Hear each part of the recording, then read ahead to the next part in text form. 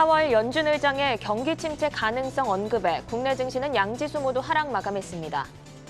원달러 환율은 4.7원 오르며 13년 만에 1,300원을 돌파하며 마감했습니다. 미국에서 중국 신장 지역의 원자재가 포함된 상품에 대해 수입 금지 조치가 시행되며 태양광 관련 기업들이 강세로 마감했습니다. 해운업종 대장주인 HMM의 실적 성장이 2분기로 마무리된다는 전망에 해운주 전체가 동반 약세 마감했습니다. 위니아이드가 코스닥 상장 첫날 급락세로 공모가를 하회하며 마감했습니다. 방사선 관리 전문업체 오르비텍이 정부의 원전산업 육성 지원 발표 소식에 급등 마감했습니다.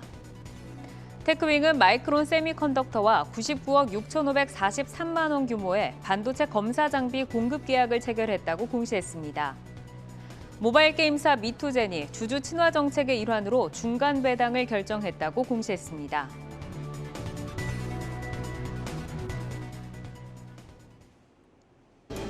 내일 여는 성공 투자 습관, 투데이 한경 코리아 마켓. 오늘 장 마무리하면서 내일을 힘차게 열어보겠습니다. 네, 오늘 장은 경기 침체 현실화 가능성 고조로 정리해볼 수 있겠습니다.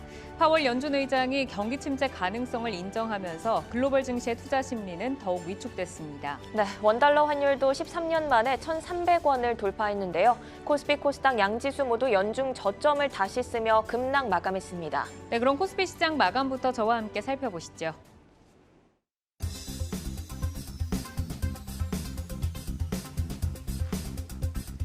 투자 심리 위축의 코스피 거래 대금은 2년 1개월 만에 최저로 줄어들었습니다. 하락이 언제 진정될지 모르는 어두운 터널을 지나고 있는데요. 인플레이션 진정과 경기 침체 이슈가 여전히 시장을 누르는 가운데 우리 시장은 유독 다른 국가 대비해서도 낙폭이 큽니다. 오늘 1.22% 하락하면서 거래 마감했습니다. 옐런 재무장관에 이어 파월 의장도 침체 가능성을 언급하면서 전일 미국 시장도 힘이 약한 모습이었고요. 우리 시장은 여전히 환율의 강세 속 수급 공백이 이어지고 있습니다. 금융 전문가들은 현재 주식을 매도하는 것은 실익이 크지 않다라고 언급하고 있지만 1년 가까이 이어지는 코스피 하락장에 대다수의 시장 참여자들의 고통이 큰 상황입니다. 오늘 계속해서 낙폭을 좀 확대를 하면서 아쉬운 마감을 했습니다. 수급 한번 살펴보시죠. 13년 만에 환율이 1,300원을 터치를 하면서 여전히 어려운 수급 악영향이 이어지고 있는데 5거래일째 외국인은 우리 시장을 팔고 있습니다. 기관이 외국인과 개인의 매물을 받아냈고요. 오늘 기관이 9천억 원 정도 매수를 했는데 그 가운데 금융투자의 매수가 눈에 띄었습니다. 업종별 움직임 한번 확인해 보시죠. 오늘 대다수의 업종이 하락을 면치 못했습니다. 하락하는 업종이 우위를 점하는 가운데 배당 매력이 큰 통신 업종이 최근 시장 대비 방어력이 강한 모습을 보이고 있고 의약품 업종도 선방하는 모습이었습니다. 종목 이어서 한번 살펴보시죠. SK텔레콤입니다. 11일째 외국인의 매수가 이어지고 있는데요. 오늘 SK텔레콤이 통신업종의 상승을 견인을 했습니다. 28일까지 매수를 하면 분기 배당을 받을 수 있는 SK텔레콤. 시장이 어렵다 보니까 자금이 그나마 배당 매력이 있는 통신주로 몰리는 모습인데요. 최근 들어서 시장 대비 계속해서 아웃퍼폼하는 모습을 보여주고 있습니다. 오늘 3%의 강세를 유지를 하면서 거래 마감했습니다. 마켓맵으로 코스피 시장 온도 차이 한번 살펴보시죠. 오늘 대체로 마켓맵 파랗게 물들어 있습니다. 그래도 코스닥 대비 강한 코스피 시장이었는데 시가총액 상위주들의 방향성은 엇갈렸습니다. 반도체 업종은 오늘도 힘이 없었고요. 전기전자 업종 조금 더 확대해서 한번 들여다보겠습니다.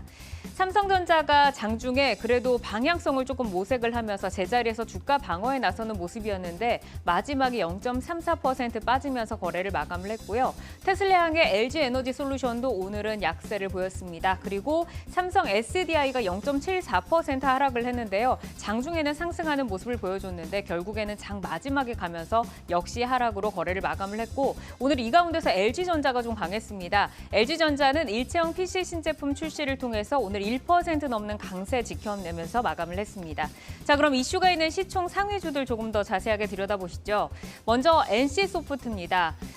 NC소프트는 오늘 프로젝트 M 트레일러 조회수가 500만을 돌파했다는 뉴스가 나왔고요. 또 멀티 플랫폼 MMORPG의 블레이드 앤 소울 2가 신규 컨텐츠 포화란 바다뱀 보급 기제 사전 예약이 시작이 됐다라고 밝혔습니다. 여러 모멘텀에 또 위메이드 하락에 따른 반사 수급까지 들어오면서 외국인 기관의 동반 매수가 들어왔는데요. 오늘 3.46% 오르면서 거래를 마감했습니다. 이어서 CJ제일제당입니다. 증권가의 2분기 호실적 전망의 강세였는데 하나금융투자는 가공, 바이오 부문 모두 호실적을 기록할 것이다. 그리고 KF투자증권도 전년 동기 높은 실적에 대한 베이스 부담이 있기는 하지만 견조한 실적 달성할 것이다 라는 긍정적인 평가를 내놨습니다. 오늘 같은 장에서도 3% 방어를 하면서 거래 마감했습니다. 여기까지 코스피 마감 정리해드리겠습니다.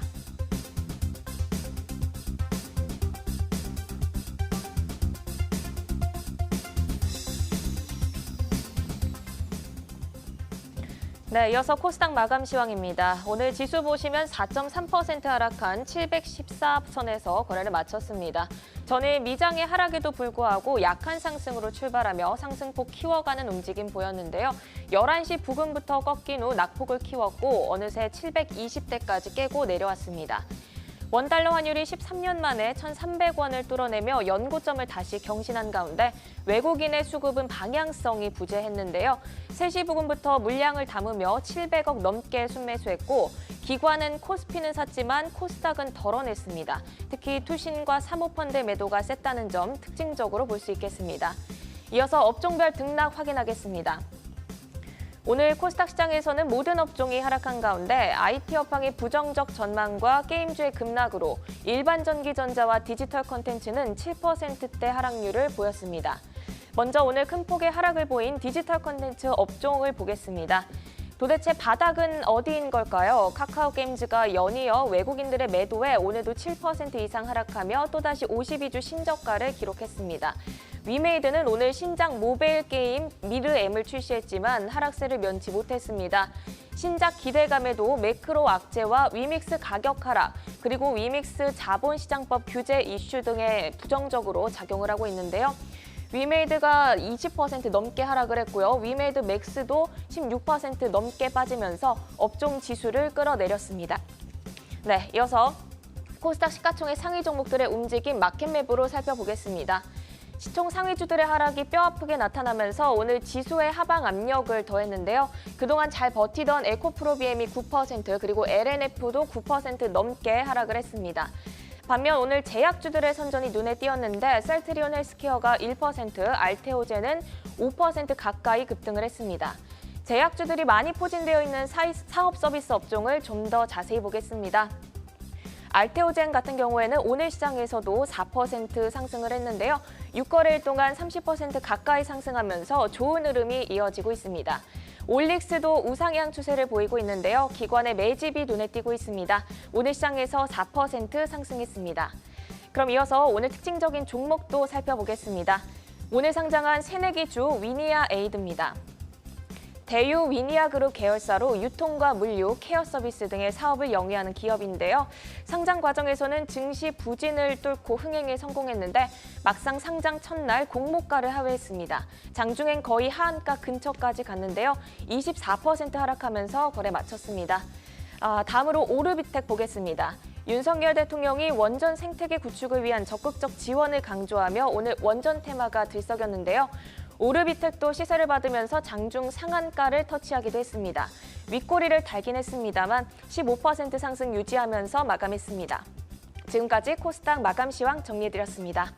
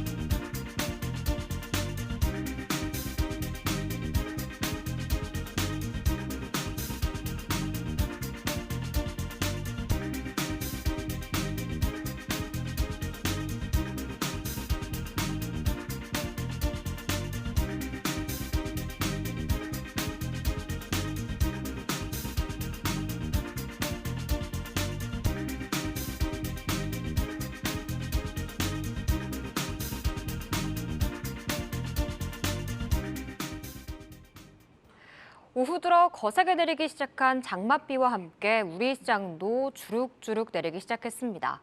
오늘은 이 코스피 2050포인트까지 하방을 열어놔야 한다는 무시무시한 의견이 나오기도 했는데요. 이 언저점을 매일매일 써내는 우리 시장, ETF 시장의 분위기는 어땠는지 알아보겠습니다. 먼저 상승을 보인 쪽부터 살펴보시죠. 이 미국은 하루 오르고 하루 내리고 우리 시장은 연일 내리고 이렇듯 글로벌 경기 침체 우려 속에 증시가 휘청거리고 있습니다. 하지만 중국만은 다른 분위기를 연출하고 있는데요. 오늘 중국 정부가 소비를 촉진시키기 위해서 전기차 취득세 면제안을 연장해야 한다는 방침을 내놓는 등 경기 부양책을 내놓으면서 중국 증시 상승을 보이고 있습니다. 중국 관련 상품들 일제히 강세 나타낸 가운데 킨덱스 중국 본토 CSI 300이 2.9%로 가장 강했습니다. 다음은 미국 증시 관련 상품도 올라와 있고요. 역시 우리 시장에서는 인버스가 강한 흐름을 이어가고 있습니다. 오늘도 코스피 1.2%가 밀린 가운데 코덱스 인버스 연이틀 상승을 보이고 있는데요. 오늘 0.7% 가까이 오르면서 5,060원에 거래를 마쳤습니다. 이어서 하락을 보인 종목들도 살펴보시죠. 어제 급락한 반도체 관련주들 오늘도 의미 있는 반등을 보여주지는 못했습니다. 하반기 반도체 업황에 대한 우려가 큰 가운데 반도체주들의 하락세는 가파른 상황인데요. 오늘도 반도체 관련 상품이 크게 밀리면서 코덱스 반도체는 7%의 급락을 보였습니다. 6월 들어 계속해서 우하형 곡선 그리면서 월초 34,000원에서 단숨에 26,000원대로 주저앉았습니다. 다음은 코덱스 건설이 하락을 보였습니다. 건설 관련주들 정보정책 수혜주로 꼽히면서 주목받았지만 계속해서 주저앉고 있습니다. 정부가 어제 분양가 상한제 개편안을 발표했음에도 반등을 주지는 못하고 있는데요. 코덱스 건설 상품 내 가장 많은 비중을 차지하고 있는 삼성중공업은 수주와 계약 체결 공시를 했음에도 연이틀 3%의 하락을 보였고요. 그 다음으로 많은 비중을 차지하는 포스코케미칼과 2차전주들이 많이 밀리면서 5% 빠져 이 상품에 하방 압력을 가했습니다. 지금까지 ETF 시장 마감 알아봤습니다.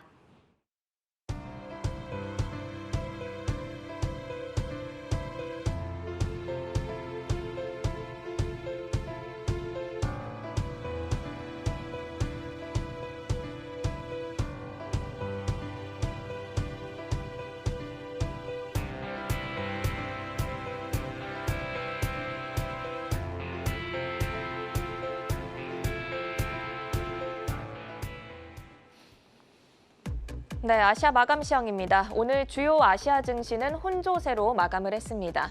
고물가 속 전 세계를 압박하는 경기 침체 우려와 최근 하락에 따른 저가 매수세에 시장이 방향성을 잡지 못하는 불안정한 모습을 보이고 있습니다. 일본 니케이는 저가 매수세와 내수 종목의 선전으로 오름세를 보였지만 상승폭을 급격히 축소하면서 마감했습니다. 중화권 증시는 상승으로 마감을 했습니다. 상하이 종합지수는 등락을 반복하는 불안정한 모습을 보이다 상승폭 키우며 마감했고요. 홍콩 항생지수는 현재 1.7% 상승하며 거래되고 있습니다. 반면 대만 가권지수는 1% 넘게 하락 마감했습니다. 간밤 뉴욕 증시는 상승 출발했지만 제롬 파월 연준 의장이 의회에서 경기 침체 가능성을 언급하며 소폭 하락 마감했습니다. 우리 시간으로 오늘 밤 11시 제롬 파월 연준 의장이 이번엔 하원에 출석해 증언할 예정이고 내일 오전 6시에는 페덱스의 실적 발표가 있으니 참고하시기 바랍니다. 현재 S&P 선물은 소폭 하락 중이고 나스닥 선물 역시 약보합에서 거래되고 있습니다. 지금까지 한경 글로벌 마켓이었습니다.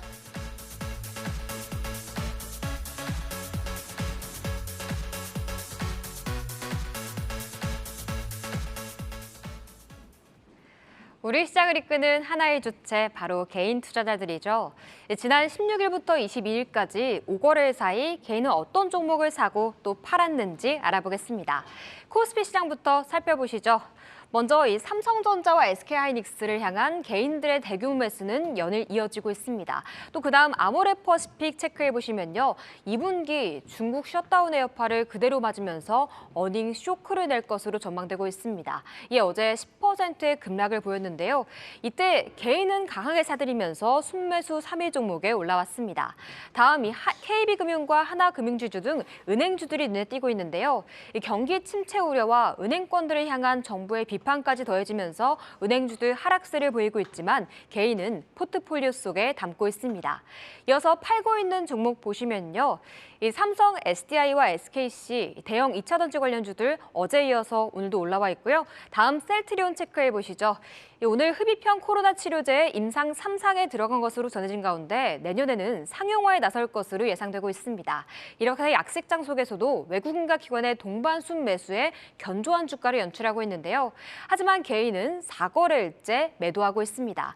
다음 삼성중공업 보시면 조선주도 오름세를 보인 섹터 중 하나죠. 하지만 개인은 차익 실현에 나서고 있습니다.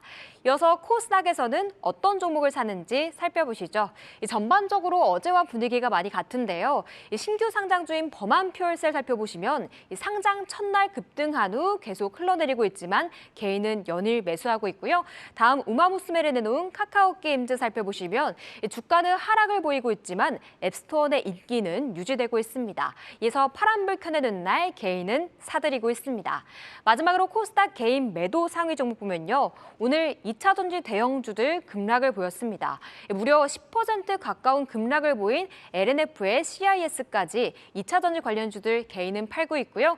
다음 셀트리온 헬스케어, 다음 알테오젠 살펴보시면 이 아일리아의 바이오시밀러 제조 방법에 대해서 중국에서 특허를 취득했다고 밝히면서 상승을 보였습니다. 하지만 횡보할 때 힘들게 버텨온 개인들은 반등할 때 팔았고요. 이와 같은 결에서 셀트리온 헬스케어와 HLB까지 바이오주들 빨간불 켜낼 때 포트폴리오 속에서 빼고 있습니다. 지금까지 개인들의 매매 동향 살펴봤습니다.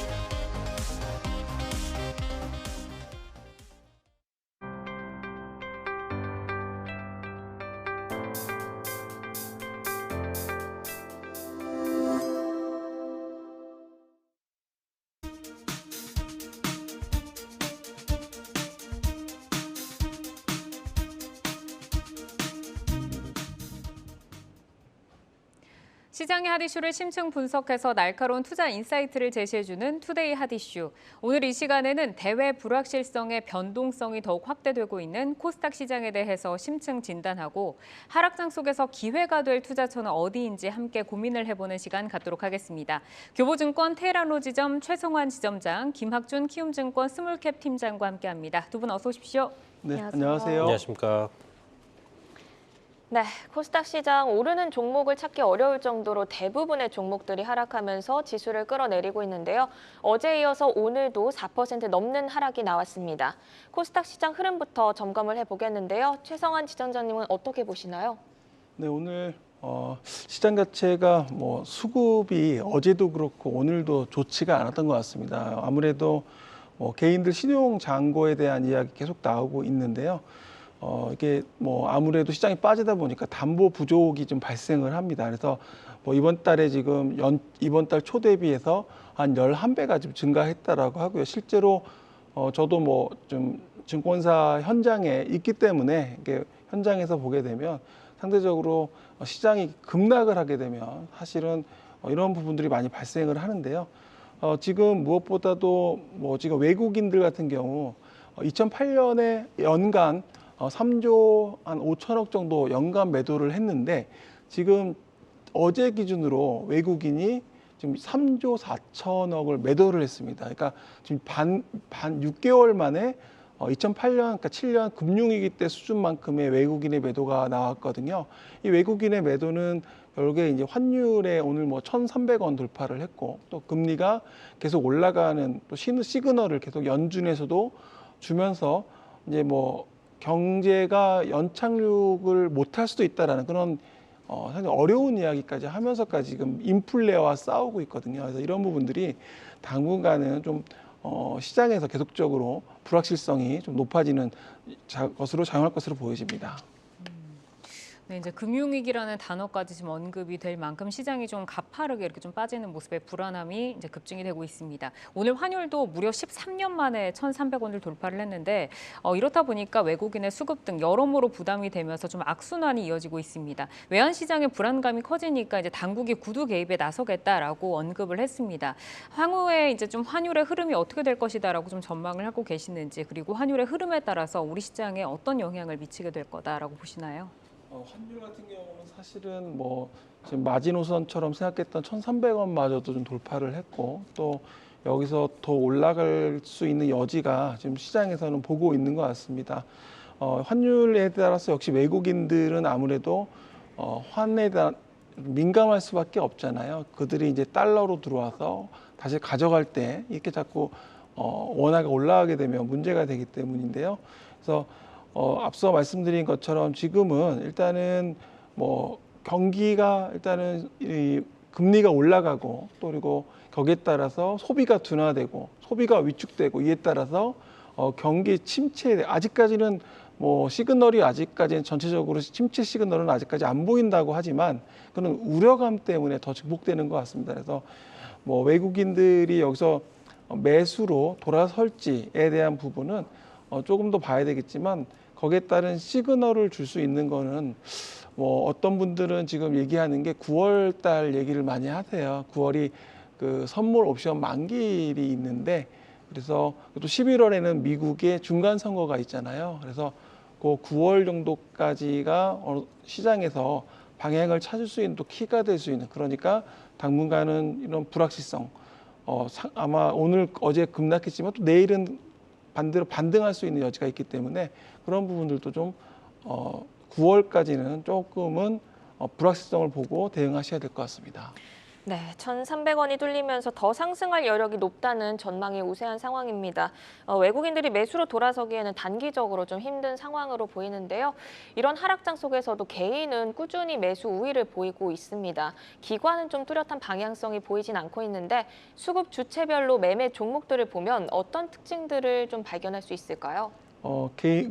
보게 되면은 아무래도 개인들이 선호하는 그런 거래소보다는 코스닥에 있는 기업들이 개인 비중이 높거든요. 그래가지고 개인들이 또 신용에 대한 그런 주식담보대출이라고 보통 얘기하는 코스닥에서 많이 이루어지게 되는데, 이 코스닥 종목들 중에서 최근에 이제 많이 올랐던 기업들, 그러니까 2차 전지 관련주들도 좀 빠지고 있거든요. 근데 그 신용대출을 받게 되면 2차 전지주만 있는 게 아니고 뭐 인터넷 게임도 있고 바이오주도 있고 종목들이 많이 있는데 전체가 다 빠지다 보니까 담보 부족이 좀 발생을 하고 있습니다. 그래서 오늘 다행히 오늘 그 제약바이오 주에서 오늘 셀트리온, 알테오젠 같은 기업들이 좀 올라줬는데요. 제약바이오는 지난번에도 말씀을 드렸습니다. 이게 수급이 비어 있습니다. 그러니까 기관 매수세가 뭐 조금만 들어와줘도 주가가 올라가는 게 시장에서 낙폭과대, 그리고 이벤트가 있다라는, 오늘 뭐 알테오젠 같은 경우는 뭐 라이센스 아웃, 그러니까 기술 수출에 대한 기대감이 또 이야기가 나왔거든요. 그래서 제약바이오는 항상 이렇게 지금은 수급이 비어 있고 거기에 따라서 이벤트에 따른 플레이가 될 것이라고 보고 있고요.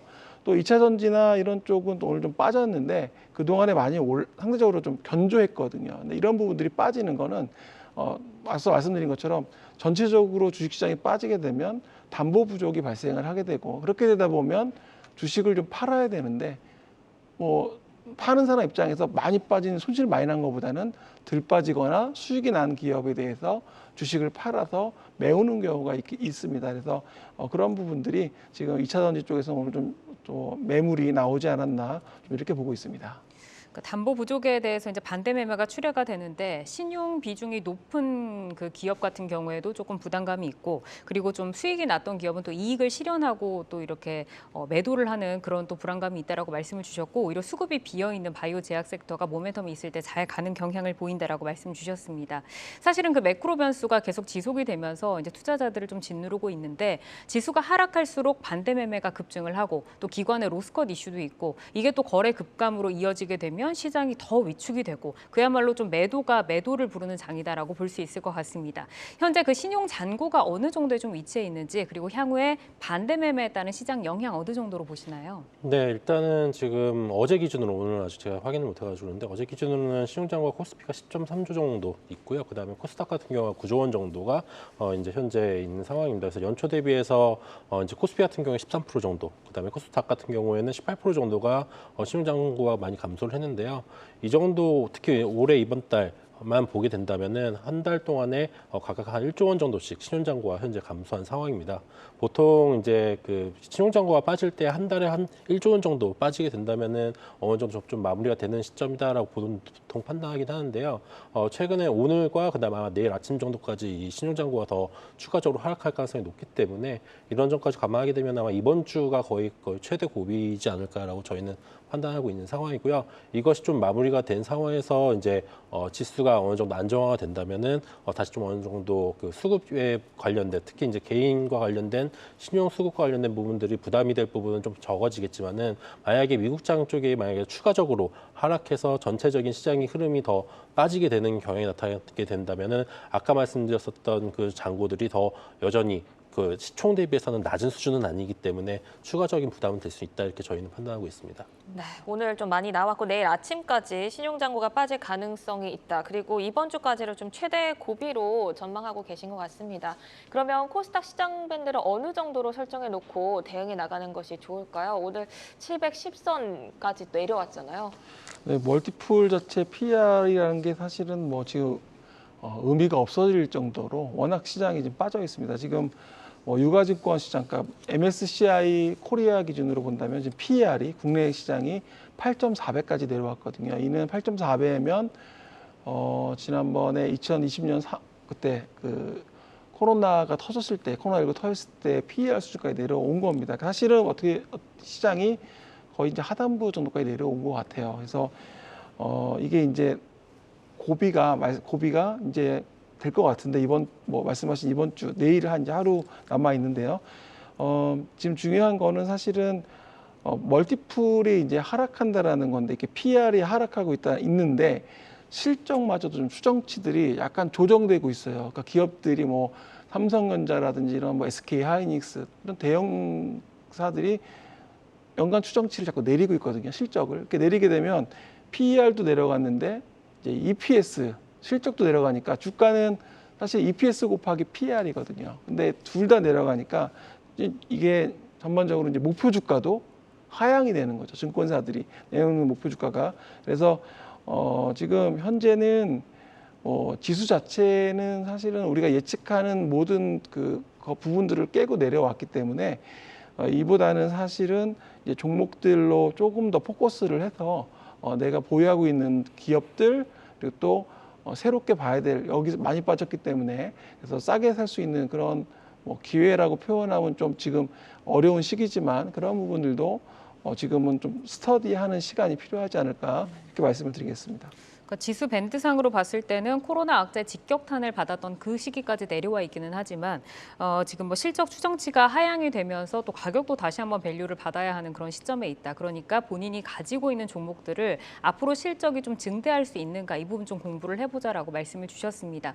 그럼 이제 팀장님께 질문 드리고 싶은데 향후에 코스닥 시장의 변곡점 과연 어디에 있다라고 좀 보시는지 사실 예측하기는 어렵지만 그리고 코스닥 내에서 안정적인 섹터와 시장이 반등할 때 관심을 가지면 좋을 것 같다라고 눈여겨보는 섹터가 있으실까요?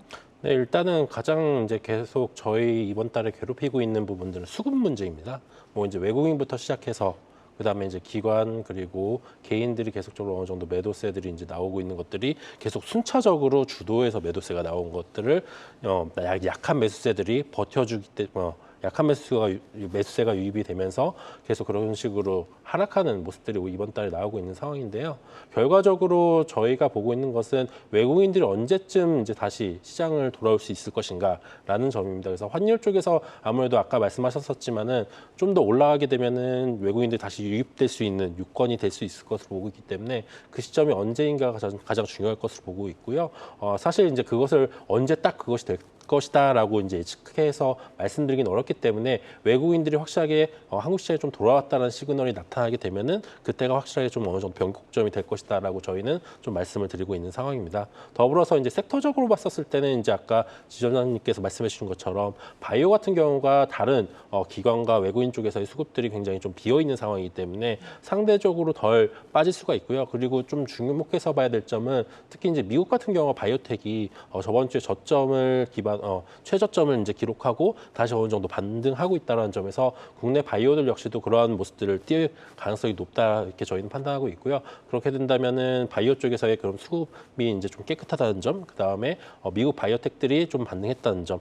그런 것들이 이제 영향을 같이 받아서 좀 안정적으로 올라갈 수 있고 특히 저희 같은 경우에는 바이오가 하반기 쪽에 조금 더 강세를 보일 것으로 보고 있는 상황이기 때문에 바이오가 좀 안정적으로 올해는 좀 올라가지 않을까라고 보고 있는 상황이고요. 다만 이제 예전처럼 바이오가 급격하게 올라간다기보다는 좀 다른 섹터 대비해서는 좀 더 확실하게 또 아웃퍼폼할 수 있는 그림이 나타나지 않을까라고 보고 있긴 합니다. 네, 김학준 팀장님은 바이오 섹터야 상대적으로 좀 안정적인 흐름을 예상해 주셨고 최성원 지점장님도 앞서 말씀을 주셨듯이 제약 바이오 섹터의 상대적 그 강세에 대해서 말씀 주셨잖아요. 그렇다면 제약 바이오가 조정을 받을 때 분할 매수 관점으로 접근을 해도 좋을지 어떻게 보세요?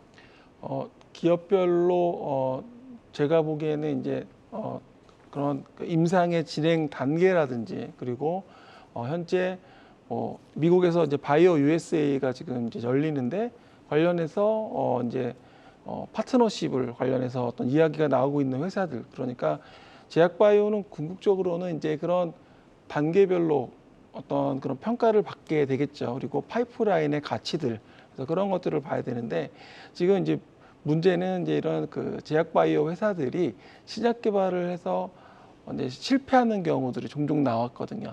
그러다 보니까 투자자분들이 거기에 대해서 상당히 좀 우려감도 있고 조심스럽고 또 그러다 보니까 주가도 많이 빠졌는데요.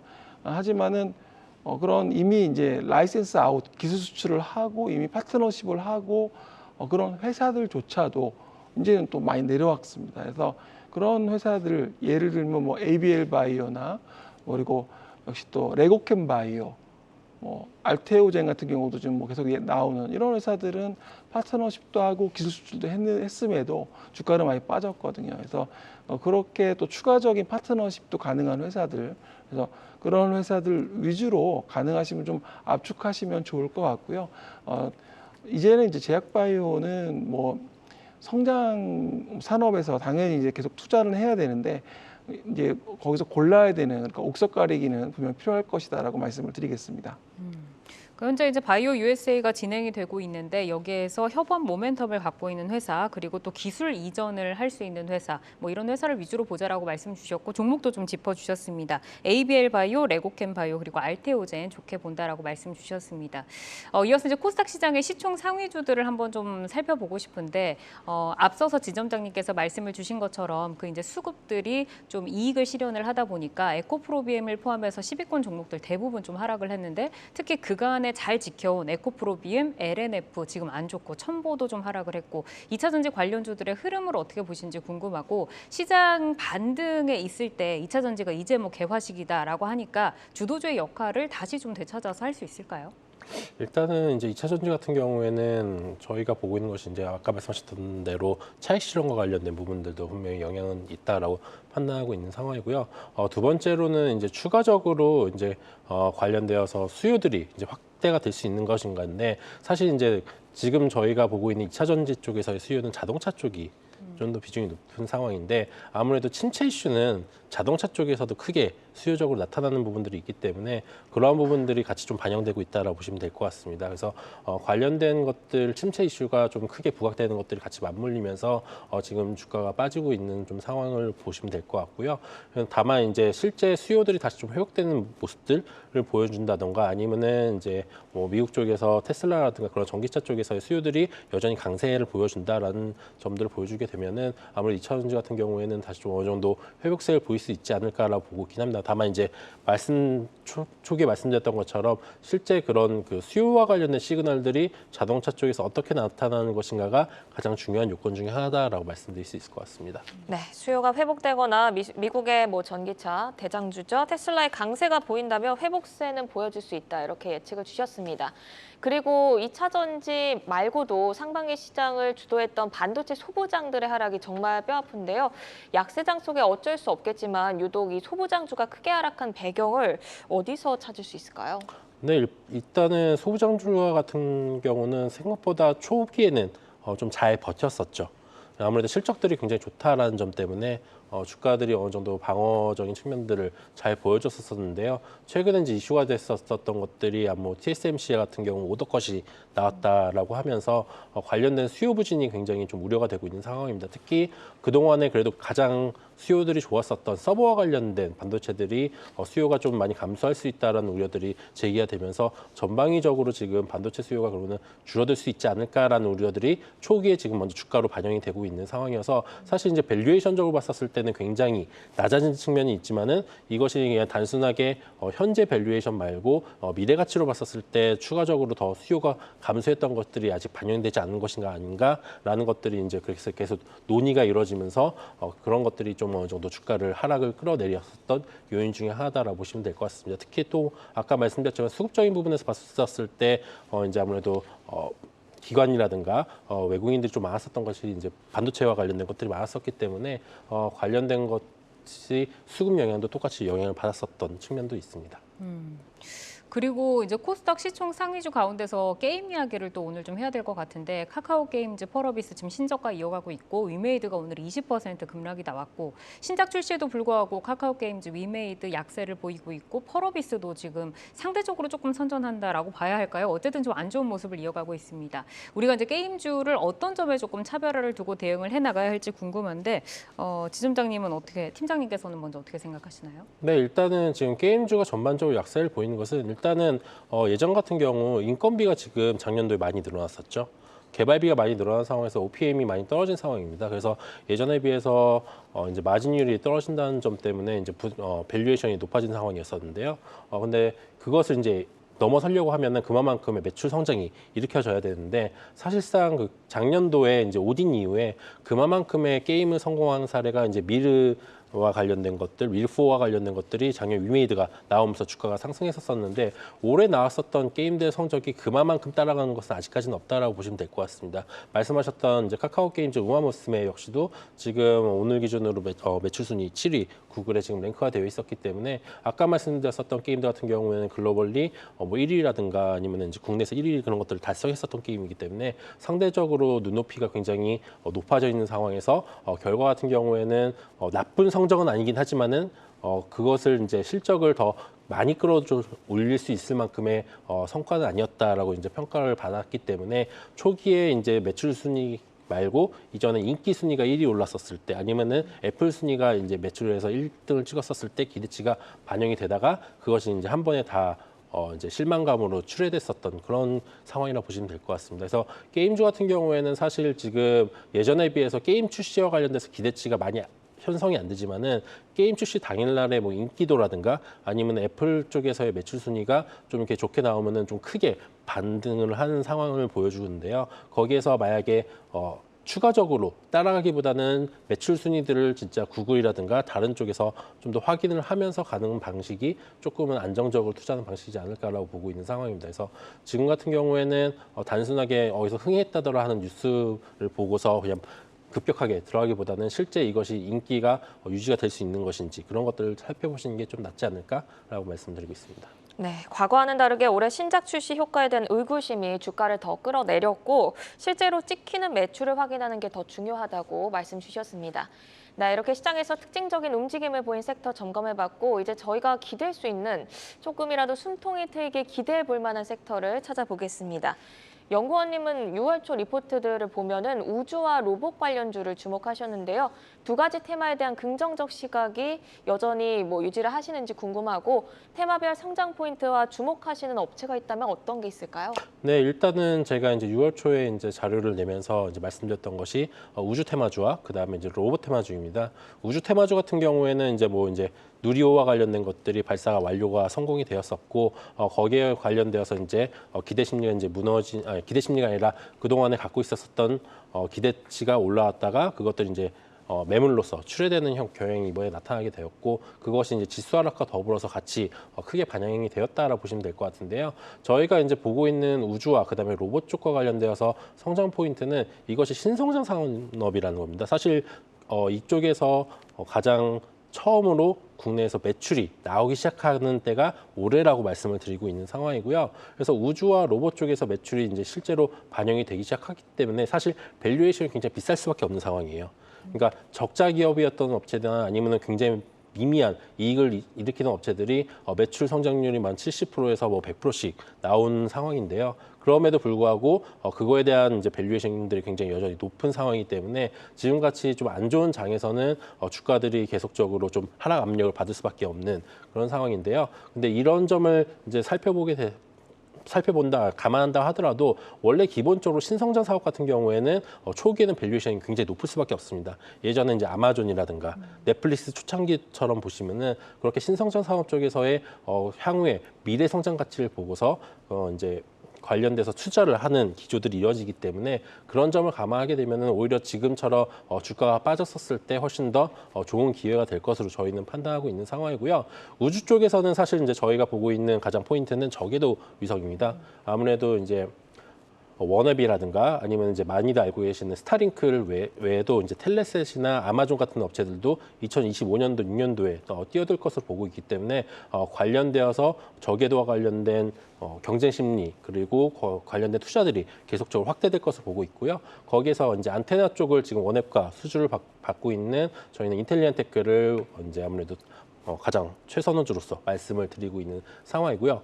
로봇 같은 경우에는 이제 좀 다른 관점으로 보게 되면 최근에 이제 아무래도 인플레라든가 아니면 인건비가 늘어나는 상황에서 아무래도 로봇 쪽과 관련돼서 상대적인 단가들이 굉장히 낮아진 상황입니다. 그리고 더불어서 서비스 쪽에서 그래서 이제 도입이 많아지고 있는 상황이기 때문에 서비스용 쪽에서의 수요들이 협동 로봇을 중심으로 지금 굉장히 확대가 되고 있는 상황입니다. 그래서 실제 로봇과 관련된 수요가 산업체 외에도 이제 서비스 쪽에서 늘어남에 따라서 실적들이 확대가 되고 있고 협동 로봇 쪽에서는 국내에서는 좀 이제 유일하게 잘하고 있는 레인보우 로보틱스를 저희는 이제 탑픽으로서 말씀을 드리고 있고요. 두 업체 모두 지금 매출 성장률이 거의 100% 가까이씩 나오고 있는 상황이기 때문에 이것이 단순하게 올해에만 그치는 것이 아니라 내년에도 50%에서 100%씩 성장한다고 저희는 전망을 하고 있는 상황이기 때문에 그러한 수치들을 감안하게 된다면은 여전히 높은 밸류에이션들이 내년, 내후년을 보게 되면 굉장히 낮아진다는 점에서 충분히 매력적이지 않을까라고 말씀드리고 있습니다. 네, 우선은 신성장 산업에 위치한 우주와 로봇을 짚어주셨고 누리호 발사가 성공을 하면서 우주 산업이 우리가 한번 좀 이슈를 받았는데 앞으로도 좀 지속될 것 그리고 탑픽으로는 인텔리안테크를 꼽아주셨습니다. 그리고 노동시장을 좀 지지해 줄 수 있는 레인보우 로보틱스까지 짚어주셨으니까 공부를 해보시고요. 그럼 이어서 지점장님은 이 약세장 속에서 기회를 찾자고 하면 어떤 모멘텀을 보고 계신가요? 시장이 강세장일 때는 재작년 강세장일 때 작년 강세장일 때는 이제 업종의 주도주를 찾아야 되겠죠. 그러니까 예를 들면 예전에 차화정, 전차 군단 이런 회사 이런 업종 내에서 대장주 1등주를 찾아야 될 것 같고요. 반면에 지금 약세장이잖아요. 그래서 약세장일 때는 철저하게 이제 기업 가치 펀더멘탈을 분석을 해야 될 겁니다. 그래서 앞서 연구원님 말씀하신 것처럼 그렇게 좋은 회사들을 발굴을 해서 오히려 싸게 살 수 있으면 좋은 기회라고 좀 보거든요. 예를 들면 제가 지금 하나투어라는 회사의 월봉을 잠깐 차트를 보여줄 수 있으시면 잠깐 보게 되면 2020년 3월에 주가가 25,000원까지 빠졌어요. 하나투어는 잘 아시겠지만 여행업종의 1등주였습니다. 그 회사가 그때 그럼 코로나19 때문에 폭락을 하면서 25,000원까지 갔다가 2021년 들면서 회복하면서 9만 원까지 올라갔거든요. 그러니까 이 동학개미 운동이라고 했던 그때 개미 투자자들이 많이 들어올 때 그 상승장을 맛본 거죠. 그러니까 그런 부분들이 지금 이제 처음으로 하락장을 맛본 거예요. 이번에 하락을 할 때. 그래서 그때 다시 돌아가 보면 결국에는 좋은 회사를 뭐 싸게 살 수 있는 뭐 죄송하지만 좀 기회가 지금은 오고 있는 것 같고요. 그래서 2020년 3월로 돌아간다면 내가 어떤 걸 샀을까 해본다고 생각한다면 뭐 이런 업종 내 1등주 아니면 기업 가치가 있는 펀더멘털 가치가 있는 회사를 찾아야 된다고 좀 생각을 합니다. 네, 좋은 종목을 싸게 살 수 있는 기회를 잡아야 한다. 그렇기 위해서는 철저히 펀더멘털 분석이 우선돼야 한다고 말씀 주셨습니다.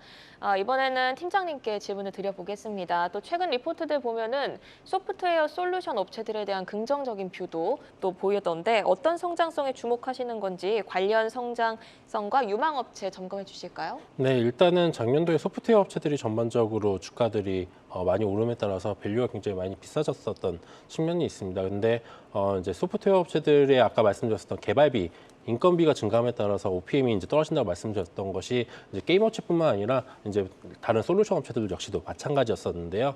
그럼에 따라서 이제 이익률이 작년도에는 좀 안 좋았었는데 게임사들 같은 경우에는 전년도 대비해서 매출이 성장률이 생각보다 그렇게 많이 나타나진 않지만은 솔루션 업체들 같은 경우에는 아무래도 B2G라든가 B2B 쪽에서 침투율이 굉장히 높아지고 있고 클라우드 쪽으로 지금 전환되는 움직임들이 계속 나타나고 있고 실제 전환율들이 올라가고 있습니다. 그렇기 때문에 단가들이 올라감에 따라서 OPM이 다시 회복되는 모습들을 보여주고 있는 것이 솔루션 업체들의 특징이라고 보시면 될 것 같고요.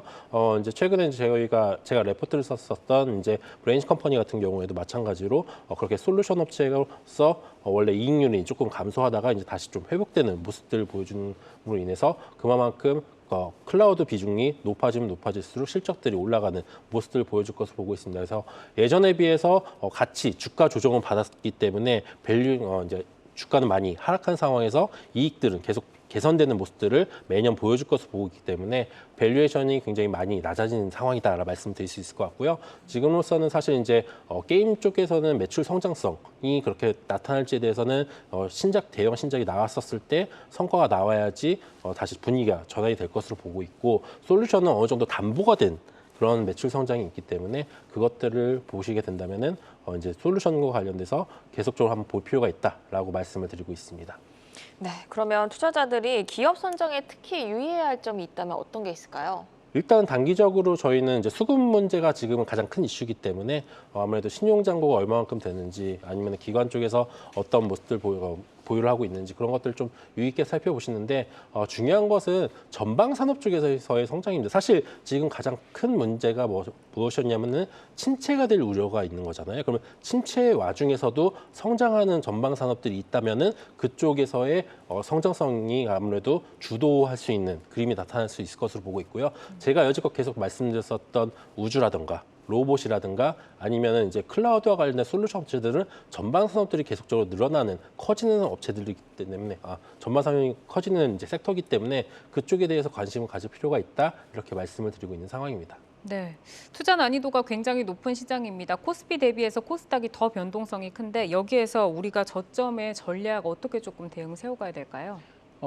이제 뭐 펀드 매니저들이 기업을 뭐 탐방하고 또 미팅하고 이렇게 할 때 제일 중요시하는 게 그 기업이 속해 있는 그 시장입니다. 지금 우리 연구원님 말씀하신 것처럼 뭐 로봇, 우주 산업 자체는 시장 자체가 커지잖아요. 이 파이가 커지는 쪽에 있는 게 좋고요. 그리고 두 번째는 그 안에서 경쟁자 수가 뭐 한 3-4명, 한두 명이 있다면 좋겠죠. 독과점식으로 갈 수 있으니까요. 근데 너무 많으면 경쟁력이 없다면 그도 약간 안 좋을 것 같고요. 그래서 지금은 시장 자체가 지금 변동성도 크고 그리고 전체적으로 다 하락을 하고 있기 때문에 여기서 성장 산업에 속해 있는 기업들 중에 어떤 기업이 경쟁력이 있고 그 파이 커지는 파이에서 먹을 수 있는 회사면 주가는 금방 회복을 할 거로 저는 생각을 하거든요. 그래서 그런 회사들로 하셔야 될 것 같고요. 또 하나는 현재 그 보유하고 있는 포트폴리오에 대해서 다시 한번 한 종목 한 종목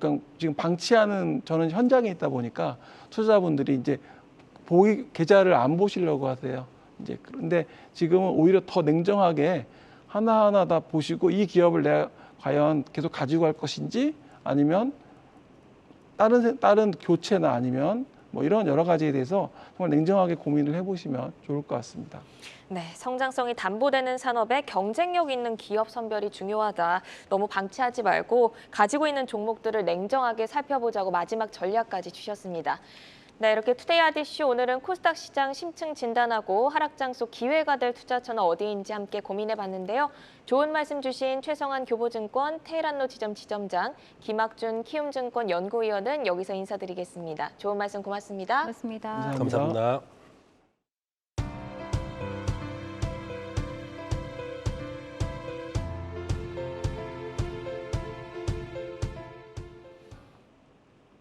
네, 내일을 여는 성공투자습관 투데이 안경 코리아마켓 더욱 알차고 신속한 정보로 찾아오겠습니다. 네, 오늘도 어려운 장에 고생 많으셨습니다. 저희는 내일 오후 4시에 다시 찾아오겠습니다. 시청해주신 여러분 고맙습니다.